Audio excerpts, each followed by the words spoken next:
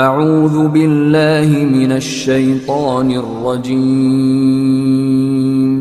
بسم اللہ الرحمن الرحیم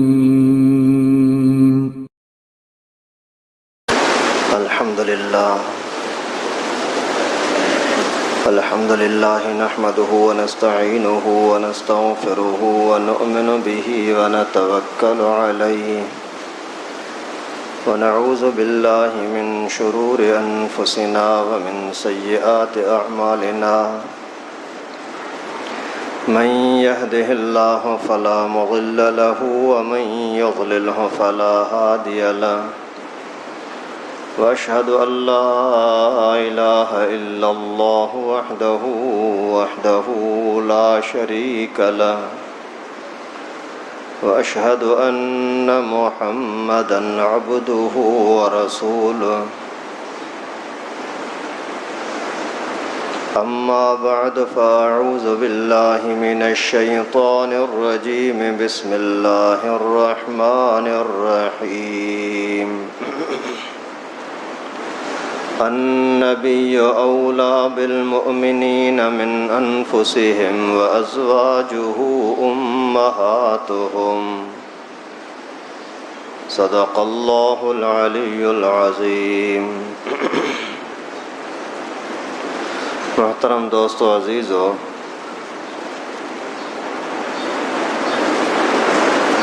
اللہ تبارک و تعالی نے قرآن پاک میں فرمایا، یہ جو آیت کریمہ میں نے تلاوت کی، کہ رسول اللہ صلی اللہ علیہ وسلم مسلمانوں کے لیے ان کے جان سے زیادہ اہم ہیں، اور رسول اللہ صلی اللہ علیہ وسلم کی گھر والیاں مسلمانوں کی مائیں ہیں. پیغمبر کریم صلی اللہ علیہ وسلم مسلمانوں کے لیے ان کے جان سے زیادہ اہم ہیں. اس کا کیا مطلب ہے؟ مفسرین کرام نے مختلف معنی اور مطالب نکالے ہیں. جان سے زیادہ اہم ہے، مقصد یہ ہے کہ مسلمان کا مسلمان ہونا تب ٹھیک ہوگا جب آدمی اپنے آپ سے زیادہ پیغمبر کریم صلی اللہ علیہ وسلم کے ساتھ محبت کرے.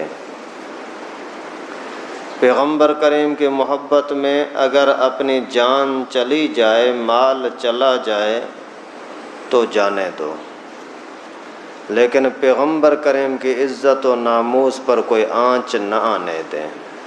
یہ ہے پیغمبر کریم کا اپنے جان سے زیادہ اہم ہونے کا مقصد. اسی طرح سے اپنے جان سے زیادہ اہم اور اولا ہے، مقصد یہ ہے کہ آپ اپنے آپ کے اتنے خیر خواہ نہیں جتنا رسول اللہ صلی اللہ علیہ وسلم آپ کے لیے خیر خواہ ہے. کیوں کہ آپ انسان آدمی اپنے عقل کے حساب سے، اپنے دل دماغ کے حساب سے اپنے آپ کو اتنا نہیں جانتا جتنا رسول اللہ صلی اللہ علیہ وسلم انسان کو، انسانیت کو جانتے ہیں. انسان کوئی بھی کام کرتا ہے تو اپنی صلاحیت کے مطابق کرتا ہے نا. جہاں اس کی عقل کی رسائی ہی نہیں ہوگی تو وہاں کیا کام کرے گا؟ کچھ کر ہی نہیں سکتا. تو ہم اپنے آپ کو اتنا نہیں جانتے. آدمی اپنے آپ کو ہی تھوڑا سا دیکھیں، یہ آپ کی آنکھوں سے دیکھ رہے ہو تو ان آنکھوں کی مشینیں کہاں لگی ہوئی ہیں، کتنی رگیں ہیں، کہاں سے رگیں جا رہی ہیں، کہاں سے شعاعیں پیدا ہو رہی ہیں. زبان بول رہی ہے تو زبان کے اندر اللہ تعالیٰ نے یہ طاقت جو آئی ہے، یہ کہاں سے آئی ہے؟ گونگے کی زبان، آپ کی زبان ایک ہی جیسی ہے، کوئی فرق نہیں ہے، لیکن بولنا اس کے لیے ممکن نہیں ہے. آپ بول رہے ہیں، آپ کے جسم کے اندر خون گردش کر رہا ہے، کتنی گردش ہے، کتنی اسپیڈ ہے، یہ آپ کو تو پتہ نہیں ہے. کھانے پینے کے اندر کتنی مشینیں لگی ہوئی ہیں، ہم ان کو نہیں جانتے. یعنی ہم اپنے آپ کو اتنا نہیں جانتے جتنا کہ رسول اللہ صلی اللہ علیہ وسلم انسان کا خیر خواہ ہے، انسان کی بھلائی برائی کو جتنا پیغمبر کریم جانتے ہیں. کیوں؟ اس لیے کہ انسان کو پیدا کیا اللہ رب العالمین نے، اور اللہ رب العالمین کے ساتھ تعلق اور رابطہ جتنا پیغمبر کریم کا ہے اتنا کسی اور کا نہ ہے نہ ہو سکتا ہے۔ اللہ تعالیٰ تو نور ہی نور ہے، اور انسان تو گدلا، ہر وقت پتہ نہیں کن کن کاموں کے اندر دندوں میں لگا ہوا ہے۔ ابھی یہ گدلا انسان، تدنس والا انسان، یہ تقدس والی ذات اللہ تعالیٰ کے ساتھ ڈائریکٹ تو رابطہ بھی نہیں کر سکتے، لیکن پیغمبر کریم صلی اللہ علیہ وسلم کے واسطے سے، پیغمبر کریم کے بیچ میں رابطے آنے کی وجہ سے پھر اللہ تعالیٰ کی باتیں سمجھ سکتے ہیں۔ اسی لیے تو پیغمبر کریم صلی اللہ علیہ وسلم پر وحی آتی ہے، اور پیغمبر کریم کے بھی وحی کے، نبی پاک کو وحی کے لائق بنانے کے لیے پہلے شق صدر کیا جاتا ہے، وہ نور دل میں ڈالا جاتا ہے جس نور کے بعد وحی کو برداشت کر سکتے ہیں۔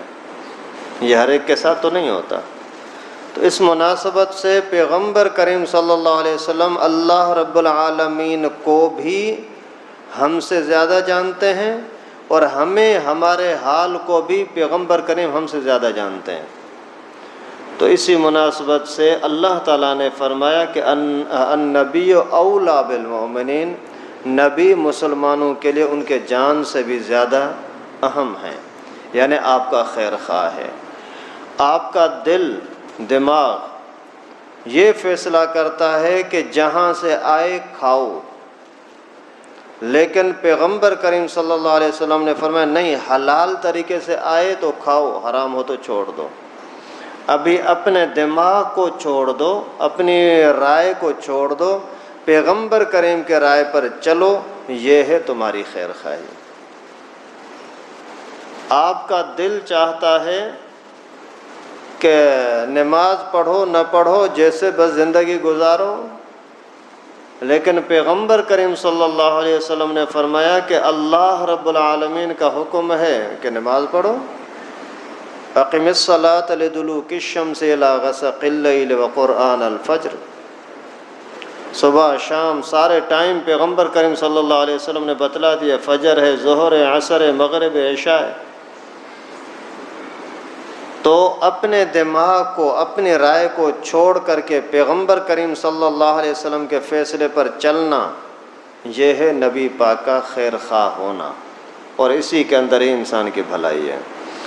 اور اسی آیت کریمہ کا اگلا حصہ ہے وَأَزْوَاجُهُ أُمَّهَاتُهُمْ، پیغمبر کریم صلی اللہ علیہ وسلم کی گھر والیاں مسلمانوں کی مائیں ہیں۔ سیدہ عائشہ ہماری ماں ہے، بی بی خدیجہ ہماری ماں ہے، بی بی سودا ہماری ماں ہے، بی بی زینب بنت جہش ہماری ماں ہے، بی بی زینب بنت خزیمہ ہماری ماں ہیں، حضرت میمونہ ہماری ماں ہیں، حضرت ام سلمہ ہماری ماں ہیں، حضرت صفیہ ہماری ماں ہیں، حضرت جویریہ ہماری ماں ہیں، حضرت ماریہ قبطیہ ہماری مائیں ہیں۔ اللہ کے نبی صلی اللہ علیہ وسلم کی گھر والے ہماری ماں ہے۔ ماں کا مقصد کیا ہوتا ہے کہ ان کا ادب اور احترام فرض ہوتا ہے۔ اپنے ماں باپ کے اندر تو شک شبہ ہو سکتا ہے کہ شاید کہیں نہ کہیں خیانت ہوئی ہو، لیکن اللہ رب العالمین نے جو رسول اللہ صلی اللہ علیہ وسلم کا رشتہ جوڑا نا امت کے ساتھ، اس میں کوئی شک نہیں ہے۔ پیغمبر کریم صلی اللہ علیہ وسلم کی سب سے پہلی گھر والی تو بی بی خدیجۃ الکبریٰ، 25 سال کی عمر میں شادی ہوئی تھی، اور رسول اللہ صلی اللہ علیہ وسلم کی تقریباً 50 سال کی عمر ہوئی تو وفات پا گئی۔ پھر اللہ کے نبی صلی اللہ علیہ وسلم کے نکاح کا مسئلہ ہوا تو حضرت خولہ رضی اللہ تعالیٰ عنہ نے آ کر کے عرض کیا، اللہ کے رسول آپ نکاح کر لیں۔ آپ کا سہارا تھا گھر سے باہر کا ابو طالب، حضرت علی کا ابو، وہ فوت ہو گیا۔ گھر کے اندر کا سہارا تھا خدیجۃ الکبریٰ، فوت ہو گئی۔ ابھی میری رائے ہے، میرا مشورہ ہے کہ آپ شادی کر لیں۔ پیغمبر کریم صلی اللہ علیہ وسلم نے فرمایا بات تو صحیح ہے، لیکن کون، کہاں، کیسے؟ اس نے عرض کیا کہ حضرت اگر آپ راضی ہوں تو میں بات چلاؤں۔ اللہ کے نبی صلی اللہ علیہ وسلم نے فرمایا ٹھیک ہے، بات چلائیں۔ ابھی حالات ایسے عجیب ہیں کہ سارے مکے کے لوگ دشمن ہیں. پیغمبر کریم ابھی تک مکے میں تھے، مدینہ گئے نہیں تھے. جو سہارے تھے وہ بھی ختم ہو گئے. پھر پیغمبر کریم نے مکے کو چھوڑ کر کے طائف کا رخ کیا تو طائف والوں نے بھی بے قدری کی.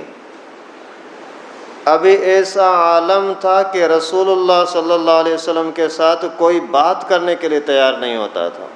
مکے میں آنے کے لیے اجازت نہیں دے رہے تھے کہ پیغمبر کریم کو یہاں واپس آئے. ایسے عالم کے اندر بی بی خولہ رضی اللہ تعالیٰ عنہ نے عرض کیا کہ اللہ کے رسول آپ شادی کریں. فرمایا کس کے ساتھ؟ عرض کیا میں بات چلاتی ہوں دیکھتے ہیں. جا کر کے حضرت سودا رضی اللہ تعالیٰ عنہ کے پاس بات پہنچائی کہ اللہ کے نبی صلی اللہ علیہ وسلم کی گھر والی فوت ہو گئی ہے، آپ کا گھر والا بھی فوت ہو گیا ہے. اگر آپ کی خواہش ہو، آپ راضی ہوں تو رشتہ کرا دوں. تو عورت طبعی لحاظ سے کتنی بھی شرمیلی ہو، لیکن جب سامنے رسول اللہ صلی اللہ علیہ وسلم جیسی ذات اقدس ہو تو کون انکار کر سکتا ہے. دل کی خوشی کے ساتھ راضی ہو گئیں. اور ایسے باتیں چلتے چلتے جا کر کے حضرت ابو بکر کے گھر میں پہنچیں. جیسے گھر میں پہنچی ہیں تو حضرت ابو بکر صدیق خود گھر میں نہیں ہیں. سیدہ عائشہ کی امی ام رومان وہ بیٹھی ہوئی ہیں. ام رومان کیا حال ہے؟ خیریت ہے؟ خوش ہو؟ طبیعت صحیح ہے؟ پوچھتے ہیں آج تیرے بولنے کا اور آنے کا انداز عجیب سا لگ رہا ہے، خیر تو ہے؟ بولا ہاں ایک برکت والی بات تمہارے پاس لے کر آئی ہوں. کیا مطلب؟ اللہ کے نبی صلی اللہ علیہ وسلم کو رشتے کی ضرورت ہے اور پیغمبر کریم سے میں نے بات کی ہے، انہوں نے اجازت دی کہ ہاں کوئی رشتہ میرے لیے ہو جائے بھلے. اور آپ کے گھر میں بچی ہے عائشہ، اگر ایسا ہو جائے تو. ام رومان کہتے ہیں مجھے خوشی تو بہت زیادہ ہوئی، لیکن ظاہری طور پر بات سمجھ نہیں آ رہی تھی کہ رشتہ کرنے والا تو باپ ہوتا ہے، بچی کا باپ آ جائے اور میں اس کو سفارش کروں نہ کروں، کیا کریں. تو میں نے اس سے کہا کہ ابو بکر آ جائے دیکھتے ہیں. تھوڑی دیر میں حضرت ابو بکر صدیق رضی اللہ تعالیٰ عنہ تشریف لائے. ان کے ساتھ بات چیت ہوئی تو انہوں نے بھی خوشی کا اظہار کیا. لیکن کچھ روایتوں میں آتا ہے کہ حضرت ابو بکر نے فرمایا کہ رسول اللہ نے تو مجھے اپنا بھائی بنایا ہے، تو کیا میری بیٹی پیغمبر کریم کے گھر میں رہ سکتی ہے، جا سکتی ہے؟ وہ حیران ہو گئی، مجھے تو پتہ نہیں ہے. میں پھر پیغمبر کریم سے پوچھتی ہوں. اللہ کے نبی صلی اللہ علیہ وسلم کے سامنے جب بات آئی تو فرمایا کہ منہ بولا بھائی نسبی بھائی کی طرح تو نہیں ہوتا، رشتہ کرنا جائز ہے. تو پھر خود ہی آ کر کے آفر کی کہ اللہ کے رسول میری بیٹی آپ کے لیے حاضر ہے. اور یہ اللہ تعالیٰ کی طرف سے ہو رہا تھا. یہاں تک کہ ایک حدیث مبارکہ میں آتا ہے رسول اللہ صلی اللہ علیہ وسلم نے فرمایا میں نے کسی بھی عورت کے ساتھ نکاح اپنی مرضی سے نہیں کیا، اللہ رب العالمین کے وحی سے کیا ہے، اللہ تعالیٰ کی وحی سے کیا ہے. خیر یہ دونوں رشتے ہو گئے، نکاح ہو گئے. لیکن حضرت بی بی سیدہ عائشہ رضی اللہ تعالیٰ عنہ عمر کی چھوٹی تھیں، اس وجہ سے رخصتی نہیں ہوئی. باقی بی بی سودا کے ساتھ رخصتی ہو گئی. ابھی 2-3 سال کے اندر اندر پھر ہجرت ہو گئی مکہ مدینہ منورہ کی طرف. وہاں جیسے پہنچے اپنے لیے کوئی انتظام ہو گیا، مسجد وغیرہ بننے کی اور صورت بن گئی، اور وہاں مدینہ منورہ کے لوگوں نے بڑا ادب اور احترام کے ساتھ خوش آمدید کہا. پھر پیغمبر کریم نے لوگوں کو بھیجا کہ جاؤ جا کر کے میرے گھر والوں کو لے آؤ. تو حضرت زید رضی اللہ تعالیٰ عنہ اور کچھ صحابہ گئے. جا کر کے پیغمبر کریم صلی اللہ علیہ وسلم کی گھر والی سودا، حضرت ابو بکر کی گھر والی ام رومان، حضرت ابو بکر کا بیٹا تھا عبداللہ یا عبد الرحمن، اور سیدہ عائشہ صدیقہ رضی اللہ تعالیٰ عنہ، اسامہ، یہ سارے آ گئے مدینہ منورہ. پھر پیغمبر کریم صلی اللہ علیہ وسلم کے لیے یہاں گھر بھی بنا سیدہ سودا کے لیے پھر اور بھی مکانات بنے، 11 شادیاں ہوئی تھیں، اور یہاں پر مدینہ منورہ کے اندر حضرت سیدہ عائشہ صدیقہ رضی اللہ تعالیٰ عنہ کے ساتھ رخصتی بھی ہوئی۔ تو سیدہ عائشہ وہ پاک دامن پاک باز عورت ہے کہ رسول اللہ صلی اللہ علیہ وسلم نے کئی مرتبہ سیدہ عائشہ کی تعریف فرمائی، یہاں تک کہ ایک مرتبہ فرمایا کہ عائشہ کی فضیلت اور عورتوں کے اوپر ایسی ہے جیسے کہ سرید کی فضیلت اور کھانوں پر۔ جیسے سرید کھانے کے اندر سب سے اہم ترین کھانا ہے، طعام ہے، تو عورتوں کے اندر عائشہ کی مثال کوئی نہیں ہے۔ سرید سے مراد کیا ہے کہ گوشت کا سالن ہو، شوربہ زیادہ ہو، روٹی کے ٹکڑے کر کے شوربے میں ڈال دو، اوپر سے گوشت ہو۔ اب اس کے کھانے کے اندر ایک تو لذت بہت زیادہ ہوتی ہے، دوسرا کھانے میں بوجھ نہیں ہوتا، بوجھ نہیں ہوتا پیٹ پر، معدے پر۔ آج کل جو زیادہ تر بیماریاں ہیں نا اسی کھانے کی وجہ سے ہوتی ہیں۔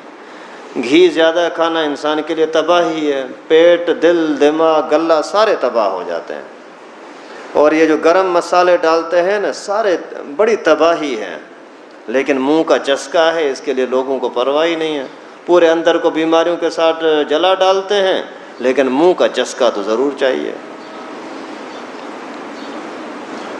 اسی وجہ سے کسی بھی بیماری میں ڈاکٹروں کے پاس جاؤ، وہ سب سے پہلے بولتے ہیں بھائی گرم کھانوں، گرم مسالوں سے اپنے آپ کو بچاؤ، گھی سے بچاؤ، چکنی چیزوں سے بچاؤ، اور پکی تیل پر تلی ہوئی چیزوں سے بچاؤ۔ کیوں؟ سب کو پتہ ہے کہ نقصان ہے، سب جانتے ہیں کہ اس میں خرچہ بھی زیادہ ہوتا ہے، جسم بھی تباہ ہوتا ہے، لیکن حرص انسان کو پھر بھی چھوڑتا نہیں ہے کہ منہ کا چسکا اچھا ہو جاتا ہے۔ خیر، یہ کھانا سرید کھانے کے اندر ہلکا بھی اور نرم بھی ہو جاتا ہے، معدے کے لیے بوجھ بھی نہیں بنتا، جب بوجھ نہیں بننا تو از خود طاقت بنے گی۔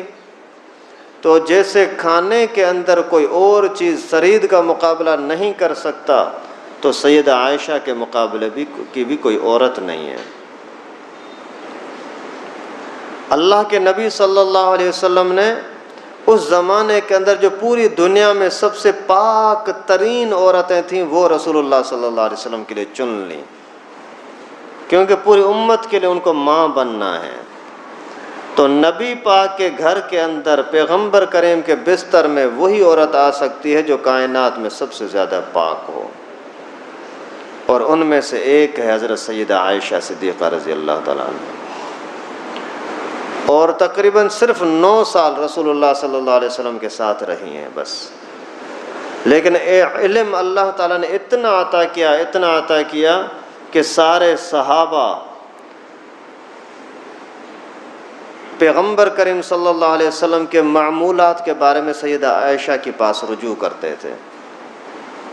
امام طحاوی رحمۃ اللہ علیہ نے ایک مسئلہ نقل کیا ہے کہ ایک عورت آئی دور دراز علاقوں سے، اسی نے آ کر کے خط بھیجا امیر المومنین حضرت عمر کی طرف کہ حضرت مجھے خون کی شکایت ہے، ہر وقت میرے جسم سے خون نکلتا رہتا ہے، ابھی میں کیا کروں؟ میری پاکی کی صورت کیا ہوگی؟ میری نماز کی صورت کیا ہوگی؟ میرا وضو کا کیا مسئلہ بنے گا؟ کسی ایک صحابی نے ایک جواب دیا، دوسرے نے دوسرا جواب دیا، اس طریقے سے بہت سارے صحابہ، بڑے بڑے علماء بیٹھے ہوئے تھے، بحث مباحثہ چلتا رہا۔ آخر اتنے میں ایک شخص نے بولا کہ حضرت امیر المومنین حضرت عمر سے، حضرت میری رائے یہ ہے، یہ آپ کی بیٹی حفصہ رسول اللہ صلی اللہ علیہ وسلم کی گھر والی ہے، ہماری ماں ہے، ان کے پاس مسئلہ کے لیے بندے کو بھیجیں، ان سے پوچھ کر کے آ جائے۔ جب سیدہ حفصہ کے پاس یہ بات گئی تو حضرت حفصہ رضی اللہ تعالیٰ عنہ نے عرض فرمایا کہ یہ مسئلہ مجھ سے زیادہ عائشہ جانتی ہیں، ان سے آپ پوچھ لیں۔ پھر جب حضرت عائشہ صدیقہ رضی اللہ تعالیٰ عنہ کے پاس کیس آیا مسئلہ آیا تو انہوں نے پورا تفصیل پہلے پوچھا، بتاؤ وہ خون کا رنگ کیسا ہوتا ہے، کب کب آتا ہے، کتنا ٹائم چلتا ہے، پھر بند ہوتا ہے یا نہیں ہوتا. اس طریقے سے پورا تفصیل پوچھ کر کے پھر اس کو مسئلے کا جواب دیا. تو مقصد یہ ہے کہ سارے صحابہ مسائل کے اندر حضرت سیدہ عائشہ صدیقہ رضی اللہ تعالیٰ عنہ کے پاس رجوع کر رہے ہیں. اور اس امت کے اندر عورتوں میں سے سب سے زیادہ اگر کسی کا احسان ہے تو سیدہ عائشہ کا ہے، کیونکہ سب سے زیادہ روایتیں حدیثیں بی بی عائشہ کی طرف سے منقول ہوئی ہیں، اور یہ بھی اللہ تعالیٰ کا انعام اور احسان ہے. سیدہ عائشہ صدیقہ رضی اللہ تعالیٰ عنہ بیچاری جتنی دین کے اندر آگے تھیں، جتنی پرہیزگار اور اللہ تعالیٰ کے عبادت کے اندر مصروف رہتے تھیں، اتنا پھر لوگ اسی کے تنگ بھی کرتے تھے، مختلف قسم سے کچھ گھریلو لحاظ سے بھی کچھ نہ کچھ پریشانیاں کبھی کبھی آ جاتی تھیں. ایک مرتبہ سب گھر والیوں نے آپس میں مشورہ کیا کہ رسول اللہ صلی اللہ علیہ وسلم کے گھر والیوں میں سب سے زیادہ ہوشیار، مسائل وغیرہ کے اندر زیادہ تیز عائشہ ہے.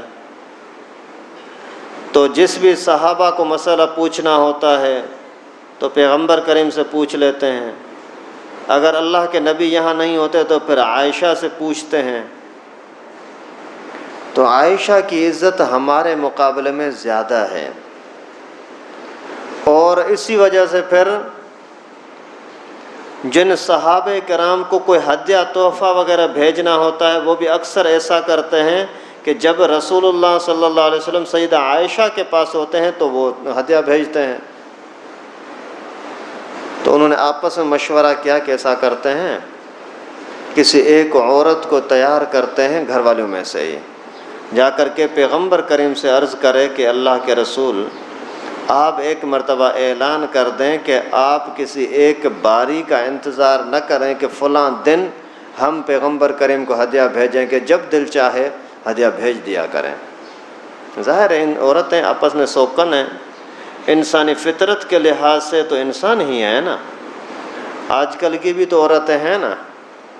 اگر کوئی یہ ذرا سی بات آ جائے کہ میرا شوہر شادی کرتا ہے، پورے جہان میں خوار کرے گی شوہر کو، میرا شوہر ایسا گندا، پہلے مجھے یہاں سے نکال دو پھر تو شادی کر لینا. تو نکل جائے گی، کوئی سکون سے رہے گی کیا؟ تو انسانیت کے ناطے، طبیعت کے ناطے عورت کمزور ہوتی ہے نا، تو وہ پھر اس طرح کی چیزوں کو برداشت نہیں کرتے. حالانکہ یہ بہت بڑی جہالت ہے، یہ قرآن پاک کا انکار ہے کہ شوہر کو دوسری شادی سے روکنا. اور بہانہ کیا ہوتا ہے؟ کہتی ہیں کہ اگر دوسری شادی آتی ہے ہو جاتی ہے تو پھر میرے ساتھ ناانصافی ہوگی. تو پہلی شادی میں ناانصافی ہوتی ہے، پھر وہ کیوں کرتی ہیں؟ ضروری تھوڑی ہے دوسری شادی کے بعد ناانصافی ہو. بہت سارے گھر ایسے ہوتے ہیں کہ پہلی شادی کے بعد نہیں جڑتے، ان کی بندی آپس میں پھر تو شادی کو چھوڑ دیں گے. یہ قرآن کی آیت کا انکار ہے. کسی بھی طریقے سے اس کو روک دیں، بھلے روکیں، نہ کر دوسری شادی، لیکن اسی کو اس طرح سے احتجاج کرنا کہ نہیں میں نہیں کرنے دوں گی، میں چلی جاؤں گی، یہ کروں، یہ بہت بڑا گناہ ہے. خیر تو انسانیت کے ناطے ان کے اندر بھی یہ ہوتا تھا کہ اللہ کے نبی صلی اللہ علیہ وسلم اس کے ساتھ زیادہ محبت کرتے ہیں، ہمارے ساتھ اتنی محبت نہیں. یہ بھی ایک ہے ظاہری لحاظ سے انصاف کرنا، یہ الگ چیز ہے. ایک ہے دلی محبت کا کسی کے ساتھ زیادہ ہونا کم ہونا، یہ الگ چیز ہے. انصاف پیغمبر کریم برابر کرتے تھے. کوئی باری اگر ایک گھر والی کی ہے تو کبھی بھی اس کو چھوڑ کر کے دوسری کے پاس نہیں جاتے تھے. اور کھانے پینے کی چیزیں ہیں تو بھی برابری کے ساتھ، ٹائم دینا ہے تو بھی برابری کے ساتھ. ایک مرتبہ اللہ کے نبی صلی اللہ علیہ وسلم نے دعا کی، اے اللہ جو میرے ہاتھ میں ہے اللہ میں اس کا انصاف کرتا ہوں، جو میرے ہاتھ میں نہیں ہے اس میں اگر کمی کوتاہی ہو جائے یا اللہ معاف کر دینا. میرے ہاتھ میں یہ ہے کہ ان کو ٹائم برابر دوں، ان کے ساتھ خرچے پانی کے اندر برابری کروں، یہ اللہ میں کرتا ہوں۔ لیکن دل میں محبت اگر عائشہ کے ساتھ زیادہ ہے تو اللہ یہ میرے ہاتھ میں تو نہیں ہے، دل تو تیرے ہاتھ میں ہے، دل تو تیرے ہاتھ میں ہے، یا اللہ وہاں اگر کوئی کمی کوتاہی ہو گئی تو مجھے معاف کر دینا، یعنی اتنا انصاف۔ تو سیدہ عائشہ صدیقہ رضی اللہ تعالیٰ عنہ کے بارے میں یہ باتیں کی کہ ہدیہ اس ٹائم پر نہ دیں جس ٹائم پر پیغمبر کریم وہاں ہیں۔ اللہ کے نبی صلی اللہ علیہ وسلم نے فرمایا کہ مجھے عائشہ کے بارے میں اذیت اور تکلیف نہ دو، کیونکہ دنیا کے اعتبار سے بھی یہی ہوتا ہے، جو آپ کے زیادہ قریب ہو، آپ کے ساتھ زیادہ محبت کرتا ہو، آپ کا زیادہ تابع دار ہو، تو از خود اس کے ساتھ محبت ہوتی ہے۔ اور سیدہ عائشہ اتنی محبت کرتی ہیں کہ ذرا ذرا سا پیغمبر کریم کا ایک ایک عمل وہ نقل کر رہی ہیں اور اس بات کو یاد کر کے آگے پہنچا رہی ہیں، اور پرہیزگاری کے اندر، عبادت کے اندر بہت زیادہ آگے۔ تو ظاہر ہے ایسے عورت اگر اللہ تعالیٰ دے جو امت کے لیے استاد بن جائے، اور کسی گھر والے کی اتنی حدیثیں نہیں ہیں جتنی سیدہ عائشہ کی ہیں، اس وجہ سے محبت بھی فطرتی چیز تھی۔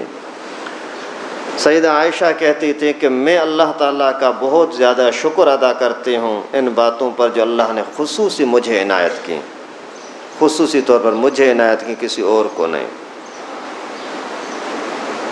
یہ کہ تیمم کی آیت اللہ تعالیٰ نے میری وجہ سے نازل کی، اور یہ کہ جب رسول اللہ صلی اللہ علیہ وسلم میرے پاس ہوتے ہیں تو فرشتے بھی آتے ہیں اس کے لیے وحی اتار کر کے، وحی لے کر کے، کسی اور گھر والے کے پاس وحی لے کر نہیں آتے، میرے پاس آتے ہیں، یہ میرا اعزاز ہے۔ لوگ کہتے ہیں کہ شوال کے مہینے کے اندر جو شادی ہوتی ہے اس میں برکت نہیں ہوتی، سیدہ عائشہ نے فرمایا کہ میری شادی شوال میں ہوئی تھی اور مجھ سے زیادہ برکت والی عورت کون ہوگی؟ سیدہ عائشہ صدیقہ رضی اللہ تعالیٰ عنہ فرماتی ہیں کہ میرے لیے یہ خوشی کا مقام ہے کہ نبی پاک کی مجھ سے زیادہ، سب سے زیادہ محبت تھی۔ ایک مرتبہ کوئی گھریلو معاملات کے اندر تھوڑی سی ناراضگی ہوئی تو اللہ کے نبی صلی اللہ علیہ وسلم نے سب گھر والوں کو اختیار دیا، فرمایا دیکھو ایک ہے دنیا کی زندگی، ایک ہے آخرت کی زندگی، یہاں سے کبھی نہ کبھی آگے جانا ہے۔ ابھی میں آپ کو ایک چیز کا مکمل اختیار دیتا ہوں، اگر آپ اس تنگ حالی کے اندر کبھی کھانے کا ملا کبھی نہ ملا، اور کبھی خوشی کبھی غمی، میں کبھی سفر پر، کبھی جہاد میں، کبھی کہاں چلا گیا، کبھی کہاں چلا گیا، ابھی ایسے تنگی کے حالات کے اندر آپ اگر میرے پاس رہنا چاہتی ہوں تو جی بسم اللہ، اگر آپ یہاں سے جانا چاہتی ہوں تو دلی خوشی کے ساتھ میں آپ کو چھوڑنے کے لیے تیار ہوں۔ اس طریقے سے پیغمبر کریم نے گھر والوں کے سامنے یہ بات رکھی۔ تو سیدہ عائشہ کے سامنے جب بات رکھ رہے تھے اس وقت میں سیدہ عائشہ کو تنہائی میں بلایا، فرمایا عائشہ ایک آپ کے ساتھ بات کرنی ہے، لیکن بات سنو، جواب دینے میں جلد بازی نہ کرنا، سوچ سمجھ کر کے، ماں باپ کے ساتھ مشورہ کر کے پھر بتانا۔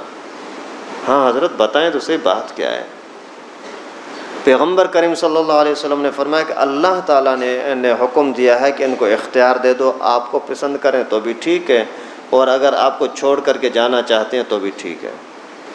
تو جیسے ہی اللہ کے نبی کے زبان مبارک سے یہ الفاظ نکلے اسی ٹائم پر عرض کیا کہ اللہ کے رسول مجھے اللہ اور اللہ کا رسول چاہیے، اس میں اماں ابا کے ساتھ مشورہ کرنے کی ضرورت کیا ہے؟ اور سیدہ عائشہ صدیقہ رضی اللہ تعالیٰ عنہ اتنی پرہیزگار کہ فجر کی نماز سے لے کر کے وہیں مصلی پر بیٹھی رہتی، اشراق کی نماز وہیں پڑھتی اور چاشت کی نماز وہیں پڑھتی، پھر اپنے مصلی سے اٹھتی تھیں۔ صدقے خیرات کے لیے اگر ہزاروں دینار ریال آ جاتے وہ سارے کے سارے اسی ٹائم پر صدقہ کر دیتے۔ حضرت عمر رضی اللہ تعالیٰ عنہ کے زمانے میں جو وظیفہ آتا تھا پیغمبر کریم کے گھر والوں کی طرف، وہ مہینے کا وظیفہ دیتے، اسی دن سارا کا سارا خرچہ کر بیٹھتے ہیں۔ کل اگر کچھ کھانے کی ضرورت ہے تو اللہ ہے نا، وہ کھلائے گا نا، ہم کیا جمع کر کے رکھیں اپنے پاس۔ سیدہ عائشہ فرماتی ہیں کہ رسول اللہ صلی اللہ علیہ وسلم کے دنیا سے تشریف لے جانے کے بعد جو ایک فتنہ پیدا ہوا نا، وہ ایک فتنہ یہ تھا کہ پیٹ بھر کر کھانا، پیٹ بھر کر کھانا۔ پہلے لوگ بس ویسے اس لیے کھاتے تھے کہ بھوک مٹ جائے، آج کل ایسے کھا رہے ہیں کہ پیٹ بھر جائے۔ یہ سیدہ عائشہ اس زمانے کی باتیں کر رہی ہیں۔ اتنی یعنی اللہ کا خوف اور اتنی تقوی اور پرہیزگاری۔ اور یہی سیدہ عائشہ صدیقہ رضی اللہ تعالیٰ عنہ، جن کے بستر پر، جن کے گود میں، جن کے سینے پر رسول اللہ صلی اللہ علیہ وسلم دنیا سے تشریف لے گئے۔ دنیا کے اندر بھی کوئی بولتا ہے نا، یار ابو کا انتقال کے ٹائم پر میں ابو کے پاس تھا، مجھے یہ بڑی خوشی ہے، الحمدللہ آخری ٹائم پر ابو مجھے دیکھ رہا تھا، میں نے ابو کے ساتھ یہ باتیں کی تھی۔ تو یہ ایک پیار کی، محبت کی بات ہوتی ہے۔ تو سیدہ عائشہ فرماتے ہیں کہ آخری ٹائم پر پیغمبر کریم صلی اللہ علیہ وسلم کا سر مبارک میرے سینے پر تھا۔ اتنے میں میرا بھائی تھا عبد الرحمن ابن ابو بکر، یہ جیسے ہی آئے تو اس کے ہاتھ میں مسواک تھا۔ پیغمبر کریم اس کو گھور گھور کر کے دیکھ رہے ہیں، عبد الرحمن ادھر جا رہے ہیں، پیغمبر کریم ادھر نظر کر رہے ہیں، ادھر جا رہے ہیں ادھر نظر کر رہے ہیں۔ میں پیغمبر کریم کے ساتھ 9 سال تک رہی تھی، اندازہ محسوس کیا میں نے کہ اللہ کے نبی صلی اللہ علیہ وسلم مسواک چاہ رہے ہیں۔ عرض کیا حضرت مسواک چاہیے؟ اشارہ فرمایا ہاں۔ تو مسواک اس سے لیا، پیغمبر کریم کو دیا، پیغمبر کریم نے منہ میں ڈالا، ابھی جیسے چبانے لگے تو چبا نہ سکے، خشک تھا، سخت تھا، تو میں نے لے کر کے اس کو چبایا، جیسے چبا ہی رہی تھی تو پیغمبر کریم نے خود ہی مجھ سے پھر لے لیا، اور وہ جو میرے منہ کا پانی اسی مسواک کو لگا ہوا تھا، اسی کو پیغمبر کریم نے پھر چبا کر کے لگانا شروع کیا۔ یعنی آخری چیز جو رسول اللہ صلی اللہ علیہ وسلم کے منہ مبارک میں گئی، پیٹ مبارک میں گلے سے نیچے اتری، وہ بھی سیدہ عائشہ کے منہ کا پانی تھا۔ فرماتی ہیں یہ جو اللہ تعالیٰ نے مجھے اعزاز دیے ہیں نا، اس کی کوئی مثال نہیں ہے، اس کی کوئی نظیر نہیں ہے۔ بی بی مریم پر تہمت لگی، ایک بچے نے گواہی دی، حضرت عیسیٰ علیہ السلام نے۔ حضرت یوسف پر تہمت لگی، وہیں کا کوئی بچہ تھا یا ان کے قوم کا کوئی آدمی تھا، اسی نے گواہی دی۔ ان کان قمیص قد من دبر، قمیص کو دیکھو کہ آگے سے پھٹی ہے یا پیچھے سے پھٹی ہے۔ زلیخا کہتی ہے کہ یوسف میرے اوپر حملہ کرنا چاہ رہا تھا، میں نے جان چھڑائی ہے۔ جھوٹ بول رہی تھی، بات الٹ تھی۔ تو گواہ نے گواہی دی، یا بچہ ہے یا کوئی بندہ ہے، لیکن آدمی ہے، مخلوق ہے۔ بھائی دیکھو قمیص آگے سے پھٹی ہے یا پیچھے سے پھٹی ہے؟ اگر آگے سے پھٹی ہے تو مقصد یہ ہے کہ یوسف اس کی طرف آ رہا تھا اور وہ پیچھے دھکیل رہی تھی، اس میں قمیص پھٹ گئی۔ اور اگر پیچھے سے قمیص پھٹی ہے تو اس کا مقصد یہ ہے کہ یوسف آگے بھاگ رہا ہے، وہ پیچھے سے کھینچ رہی ہے، اس میں قمیص پھٹ گئی ہے۔ لیکن سیدہ عائشہ فرماتی ہیں کہ جب میرے اوپر منافقوں نے تہمت لگائی کہ اس کے صفوان بن معطل کے ساتھ غلط تعلقات ہیں، تو اللہ رب العالمین نے کسی بچے سے گواہی نہیں دلوائی، کسی بندے سے گواہی نہیں دلوائی، کسی خود رسول اللہ صلی اللہ علیہ وسلم سے گواہی نہیں دلوائی، اللہ رب العالمین نے قرآن نازل کر کے خود گواہی دی۔ اور وہ تہمت کس نے لگائی تھی؟ نماز پڑھنے والے نے، مسلمان اپنے آپ کو کہلانے والے نے، ظاہر میں عاشق رسول کہلانے والا، میں تو نبی پاک کا عاشق ہوں، مسلمان ہوں، لیکن اس ظالم نے یہ تہمت لگائی اللہ کے نبی پر، اللہ کے نبی کے گھر پر، کہ یہاں خیانت ہوئی، نعوذ باللہ۔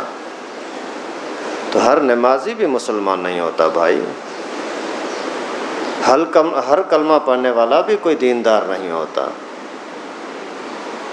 اس امت کے اندر مسلمان کہلانے والوں میں سب سے بدترین اگر کوئی شخص ہے تو وہ یہی عبداللہ بن ابی منافق ہے۔ تو جب قرآن میں اللہ رب العالمین نے یہ بتا دیا کہ یہ جھوٹ ہے، تہمت ہے، عائشہ پاک ہے، تو پھر پیغمبر کریم صلی اللہ علیہ وسلم نے ان کو بلا کر کے ان کو کوڑے لگوائے۔ یہاں یہ مسئلہ بھی سمجھو، کوڑے جن کو لگے تھے، ایک تو عبداللہ بن ابی خود منافق کو لگے تھے کہ اس نے تہمت لگائی تھی، لیکن اس کے ساتھ ساتھ ایک اور صحابی تھا مستح، اسی نے بھی یہی تہمت سن کر کے دوسرے کو بتا دی، کہ یار یہ ایسا کہتے ہیں کہ یہ ایسا ہوا ہے۔ اللہ کے نبی نے اسی کو بھی کوڑے لگوائے تھے، اللہ کا قانون ہے۔ مقصد یہ ہے کہ اگر تہمت لگانے والا ایک ہے لیکن پھیلانے میں کوئی دوسرا شریک ہوتا ہے تو وہ بھی اسی طرح کا مجرم ہے، اسی کو بھی سزا دی جائے گی۔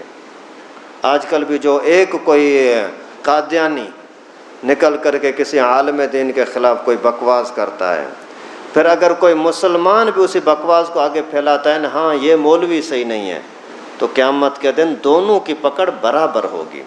یہ نہیں کہ تہمت لگانے والے کے اوپر بڑی پکڑ ہوگی اور ویسے ہی جو سنی سنائی باتیں چلا رہا ہے اس کو معاف کر دیا جائے گا، نہیں، یہ بھی مجرم ہے۔ تو نے دیکھا نہیں ہے تو پھر کیوں تہمت لگا رہا ہے؟ تو سیدہ عائشہ رضی اللہ تعالیٰ عنہ فرماتی ہیں میرے لیے یہ بہت بڑا اعزاز تھا کہ اللہ رب العالمین نے خود میرے لیے گواہی دی کہ یہ پاک ہے۔ سبحان اللہ۔ جب یہ معاملہ چل رہے تھے،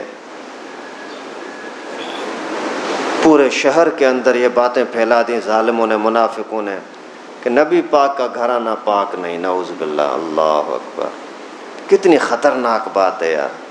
آج اگر آپ کی بہن کے بارے میں، بیوی کے بارے میں، ماں کے بارے میں کوئی محلے کے اندر بات پھیلائے، کوئی برداشت کر سکتا ہے؟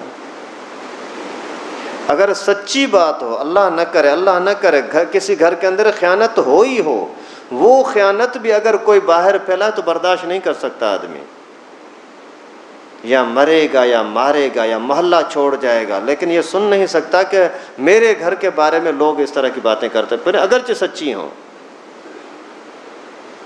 اور اللہ کے نبی صلی اللہ علیہ وسلم کے خلاف بکواس کر رہے ہیں اور جھوٹ ہے۔ تو خیر اسی دوران